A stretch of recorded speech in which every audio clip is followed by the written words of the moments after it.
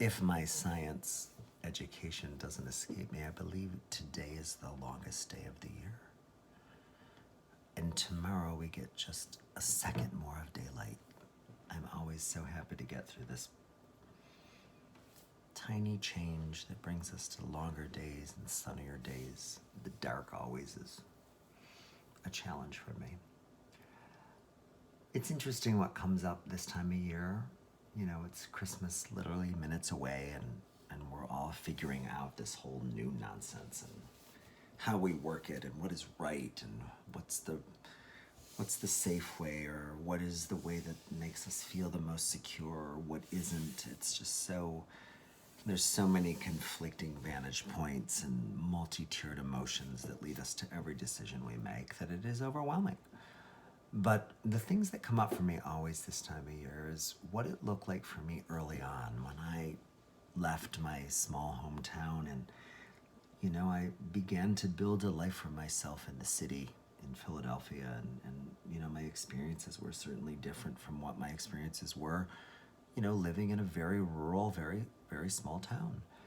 And I can remember like my preparation going home for Christmas and how important that was. And, who would I see and what would we do and where would we be and what would I wear and was I thin enough and like all this crazy bullshit that just plays into how we are perceived by the people that touched our lives in whatever way. So it was always a big ramp up, to head home to Jamestown for the holiday. And I can remember early on that I had a friend, Michael, who you will all meet at some point, whether it be here on a vlogging or on the podcast. But Michael, older than me, years older than me, also had, forged a life for himself in the city, and he would return to Jamestown. And at some point during the holiday season, our paths would overlap. And I would say to myself, there's something about him, the way that he's perceived or the way that he's received by his old friends. I long for that. And I didn't know what it was, and I couldn't really articulate what it was, but there was a level of enamorment. I was awestruck by him.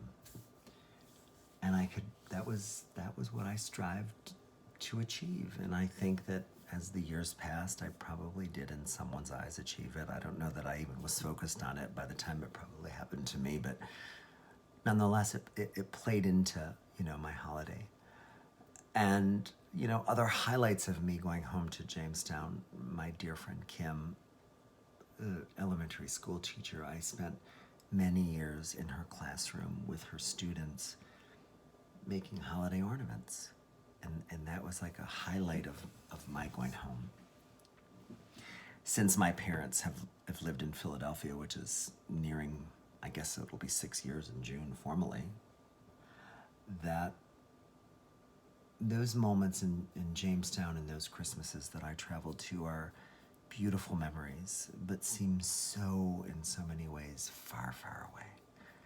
And I think we all are especially nostalgic right now and especially longing for what our norm was, what our real was, what our identification of a holiday was. And I think we are, all sitting in ourselves thinking, will it ever be that again? And if it is, how will it be? And will it feel the same? Will it feel extra special because this year we're losing it?